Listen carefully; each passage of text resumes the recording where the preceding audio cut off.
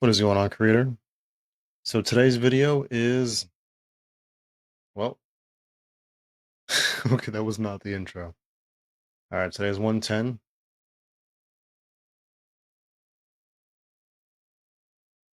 Hey there, creator. Today's January 10th, 2025, and I didn't really create some extensive plan for this video. I've actually just recorded a video to update my Instagram audience because I was doing this 30-day challenge there. And so I'm only on day 6 of that, but on day 6 I finally decided that it's time to cut that short because it wasn't serving my intended outputs. That that constant uploading was actually making my quality just not improve. It was giving this really stressful deadline. And so I am moving past that. And so this video right here, to be quite honest with you, I'm like drained and exhausted, but I said I was going to be doing this upload every single Friday. So I am here to show up today and share with you the simplistic, minimalistic tool stack that I feel like every creator should be using or taking advantage of if they are in the early stages of their process and they don't want to overcomplicate the tools that they're using. And so realistically, what do you need as an early stage creator? You need a newsletter platform and an effective way to get your audience to where your links are, where you need them to go outside of whatever platform. A good way of helping them get there. And so I have two core tools that are well, the thing is I have two core tools that were in my stack that I've been building upon the stack since February of last year I teased this post, but today is the day where I'm kind of like finalizing this post and putting it in the academy. So Beacons is the first tool. I've tried a lot of link and bio tools, and it is by far the best option. I think I touched on this briefly in the last video.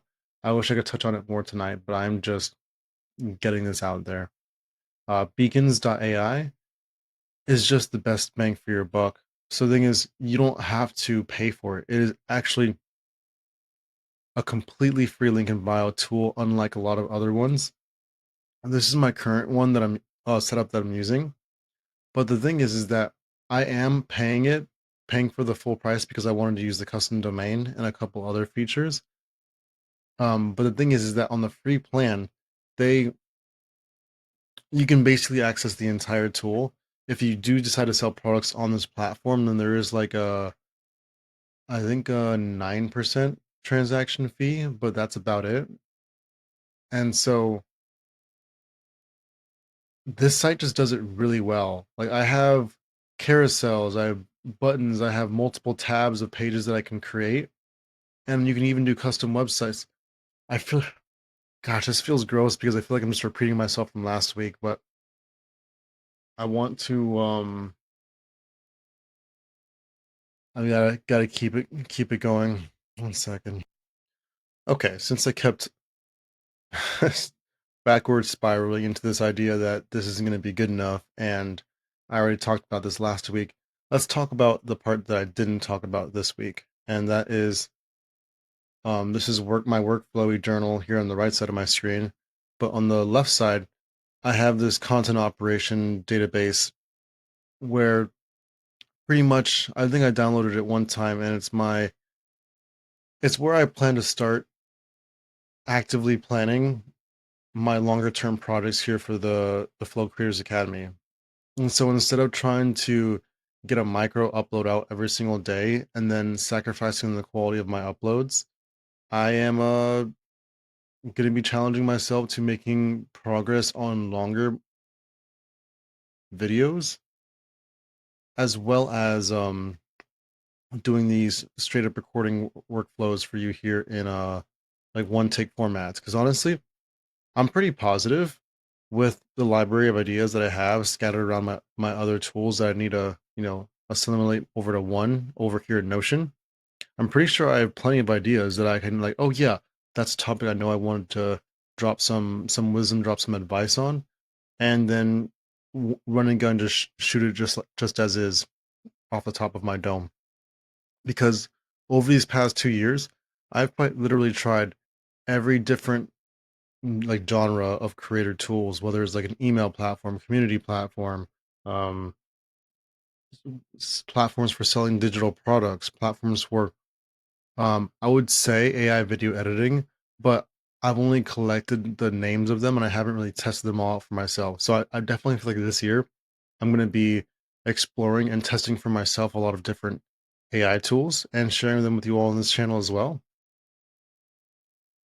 But yeah, that's essentially it moving forward. I realistically think that I could probably do a recording like this every single day once I have a good inflow of ideas. So that's the hurdle I need to tackle right now.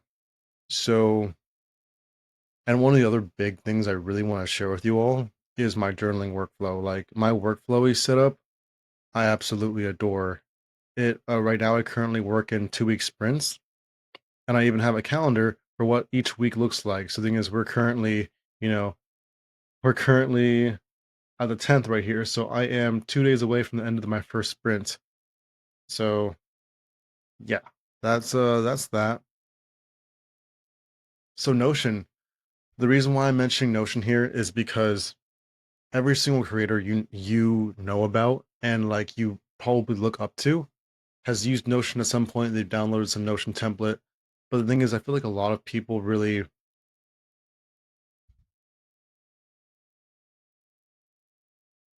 they've used it as a tool to not overthink and build some crazy like ClickUp, some crazy project management to-do list, like some massive system, and just simply use either building blocks to make a simple idea list of like what's up next, or like a very baseline rudimentary like database to keep track of products and stuff like that.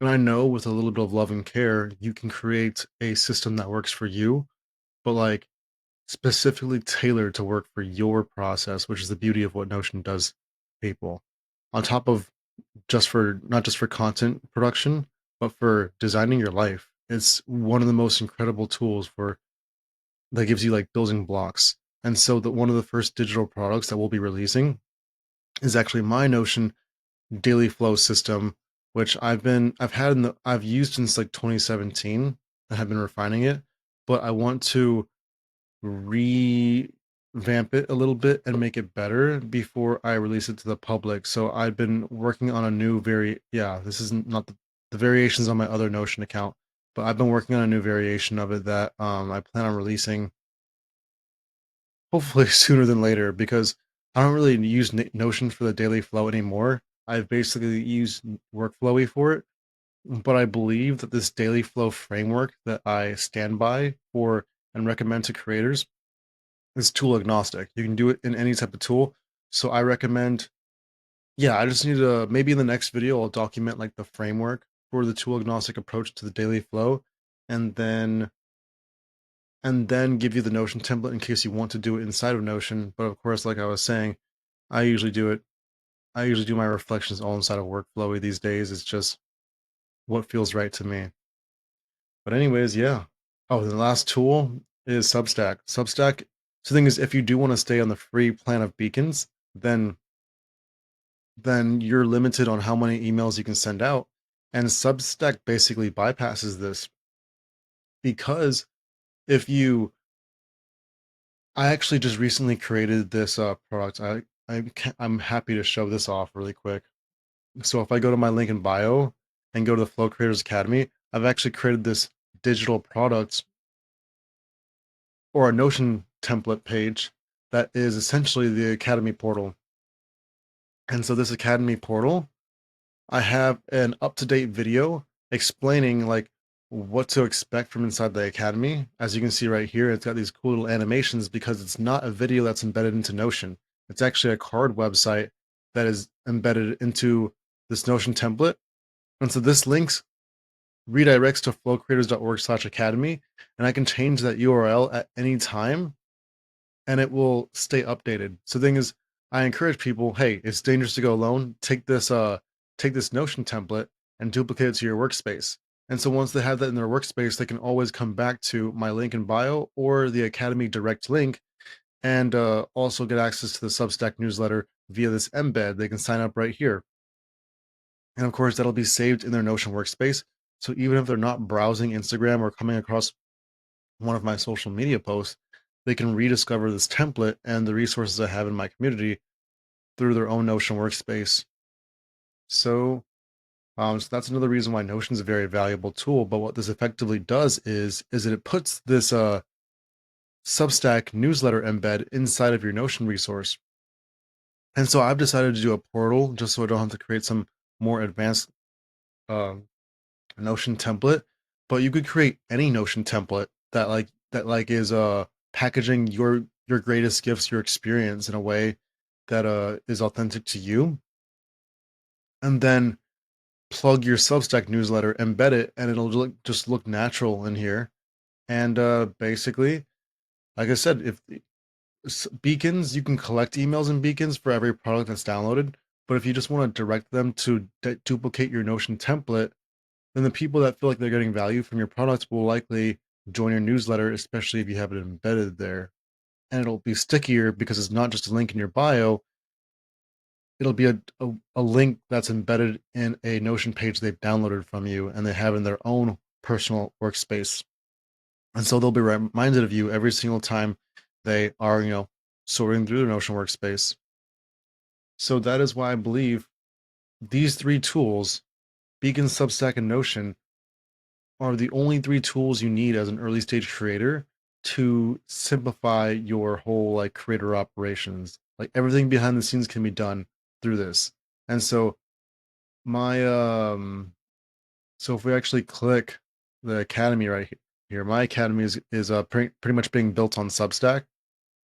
And the homepage of this is still a work in progress, but it's just so neat how you can have multiple newsletters. You can have a broadcast channel that you can update people in. And the homepage of Substack, if you go to substack.com, is literally Twitter on their own platform. So I just feel like Substack really equips creators with the tools to build a real community based newsletter.